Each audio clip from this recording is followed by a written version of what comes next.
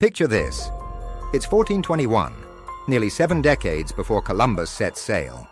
A colossal fleet of Chinese treasure ships, some longer than football fields, cuts through the Pacific waves. Their compasses point east, not west. Their destination isn't India or Africa, but an entirely unknown continent. What unfolds next isn't just a footnote in history, it's a rewriting of our world. In the early 15th century, Admiral Zheng He commanded the mightiest naval force the world had ever seen. The Ming Dynasty's treasure fleets, armed with cannons and laden with silk and porcelain, ventured as far as East Africa, establishing trade links and diplomatic ties across the Indian Ocean. These voyages weren't mere explorations, they were projections of imperial power, designed to bring distant kingdoms into China's tributary system. But what if one of those fleets had ventured further? What if, instead of halting at the Swahili coast, they'd ridden the Kuroshio Current, a natural highway flowing from Japan to Alaska, straight into the Americas? The journey would have been perilous but plausible.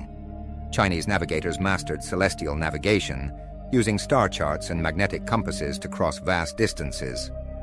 A fleet venturing east from the Philippines could have followed migratory birds or marine life, as Polynesian sailors did. Upon reaching California or Mexico, the Chinese would have encountered advanced civilizations like the Aztec or Inca, but with a critical difference: no disease apocalypse. Unlike Europeans, the Chinese had coexisted with Old World livestock for millennia, granting indigenous Americans immunity to viruses like smallpox. Without the catastrophic population collapse, these societies might have negotiated from positions of strength. Imagine Manila galleons sailing 200 years early, not carrying Spanish silver but Chinese tea and gunpowder. The Ming would have likely treated the Americas as they did Southeast Asia, establishing trade ports, not colonies. Silk and porcelain could have flowed west, while maize and potatoes, critical to China's population boom, might have arrived centuries sooner. Linguists speculate that Nahuatl, or Quechua, could have absorbed Chinese loanwords, much like Malay did. Even religions might have blended. Buddhist temples rising beside Aztec pyramids, their deities fused in syncretic worship.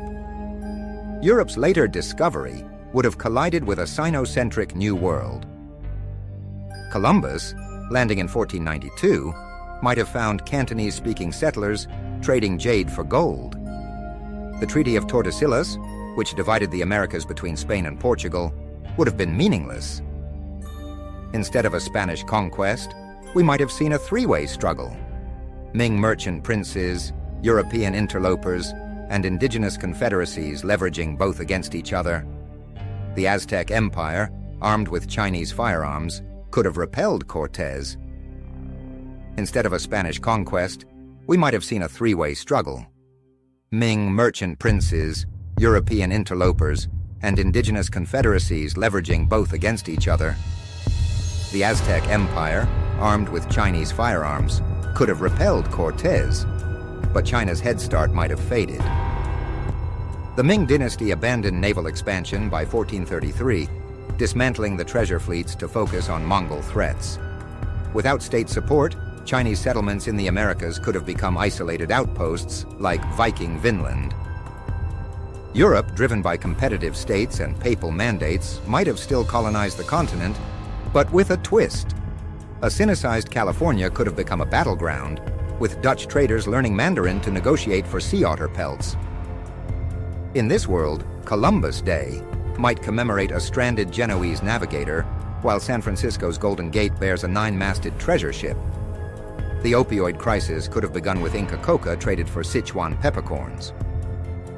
Most crucially, the genocide of indigenous peoples might have been averted, replaced by a slower, more complex cultural fusion. History isn't just about what happened, it's about the paths not taken. Zheng He's fleets remind us that globalization wasn't inevitable, and that the world we know today hung on a few crucial waves, winds, and choices. This is Bites of Goats, where we don't just talk about history, we learn from it. See you in the next one.